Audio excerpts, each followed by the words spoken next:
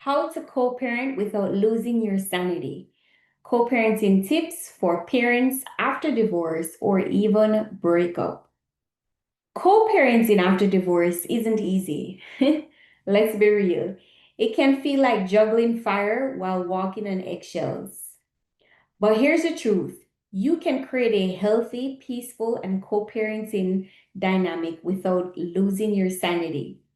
In today's episode, we'll share practical co-parenting tips for moms and dads navigating parenting after divorce and breakup. Strategies that protect your peace, support your kids, and keep communication drama-free. I'm your host, Priscilla Morgan, and this is a Single Parent Nation podcast. Now, if you've ever felt like you're constantly walking into battle with your ex, or if you're just trying to keep your kids from being caught in the middle, this episode is for you. Now, we have to first shift the mindset of co-parenting. Here's the first thing you have to understand. Divorce and breakup doesn't end parenting. It actually redefines parenting. One of the biggest traps single parents fall into is treating their ex like an enemy when you should be treating them like a business.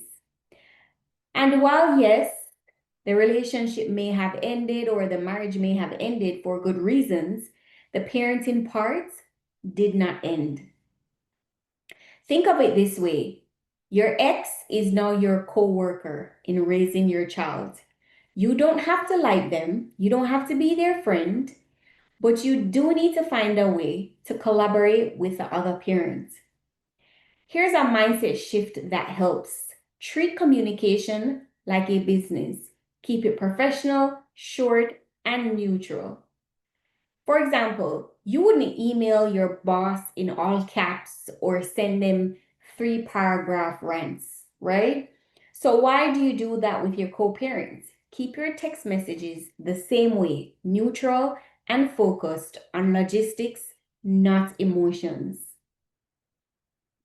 When you reframe your ex as a coworker, it lowers your emotional charge and helps you to focus only on the real goal, which is raising your child in a stable and peaceful environment.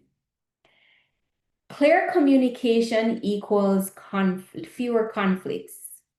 Now, let's talk about clear communication because this is the number one stress point for most divorced and breakup parents.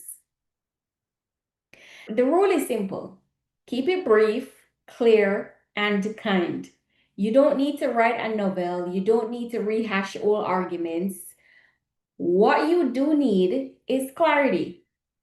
So here are a few tips that I can share with you to help. If you create a system like a Google Calendar or one of those apps, Cozy or Family Wizard, these apps take the guesswork out of schedules and reduce the back and forth texting. Choose one method of communication and stick with it. Don't bounce between texting, emailing, and calling because that just creates confusion. Just remember boundaries, boundaries. The pickups, the drop-offs are not the time to rehash old fights. Keep those moments short, polite, and focused on the kids or the child. Here's a simple script that you can use. Let's focus on drop-off time and Johnny's soccer practice. Can we talk finance later? Simple as that. This kind of redirect sets the tone, keeps things on track, and shows that you're committed to reducing conflict. Now, you have to put the kids first. That's the whole idea of parenting. Here's the heart of co-parenting. Your kids didn't choose your divorce nor your breakup. While your kids are resilient, they also pick up tension more than you realize. Some signs your child might be stressed from the divorce or the breakup or even from co-parenting dynamic includes acting out or getting in trouble at school, withdrawing and shutting down, not talking much, change in mood, complaining of tummy aches or headaches, struggling with sleep. So, how can we reduce that stress for the child or the children? By presenting a united front. Even if you don't agree with your co-parents or your co-worker behind the scenes, in front of the kids, stay or stand together. For example, instead of saying, well, your mom said no or your dad said no, but I think it's fine, you reframe it. Your mom and I or your dad and I talked, and here's what we decided together. That's one shift. That one shift really tells your child, my parents are still a team when it comes to me. And here's what to absolutely avoid: playing the good parent, the bad parent game. It might feel tempting to one up your ex, but in the end, it honestly is only hurting your child. Now, let's talk about protecting your sanity. Because co-parenting can be draining, if you don't set boundaries, it's going to drain you even more. Here are some sanity saving practices. Don't feel pressured to respond to every single text message or email or phone call immediately. If you're on social media and you see your ex posting videos or pictures that's aggravating you or triggering you, block them or mute the social media. Decide what topics are off limits unless it directly impacts the child. Now, let's say, for example, some examples are like new partners or personal choices. And remember, self-care is parenting too. Exercise, therapy, journaling, praying, support groups, whatever fills your cup. Because if you're running on empty, you can't pour into your child. Think of self-care not as a luxury, but as a requirement for showing up for your best self in co-parenting.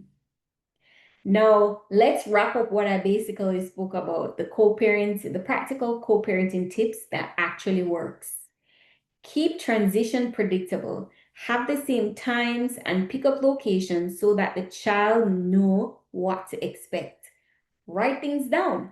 Whether it's in your shared calendar or email, putting agreements in writing prevents the dread he said, she said, back and forth.